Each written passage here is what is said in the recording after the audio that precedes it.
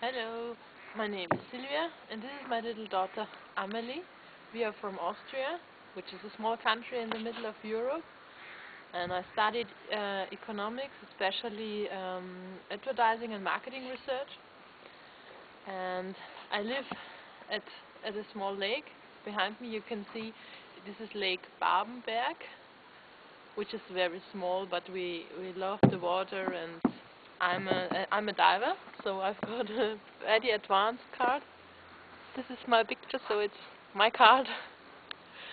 And yeah, I like the water. I like diving and sailing, and it would be a great pleasure for me to live at the Great Barrier Reef, because I've got a lot of sunshine in my heart, and I want to feel the sunshine on my skin again. So have a nice day, and yeah, I hope you haven't got a lot of snow like us. Bye!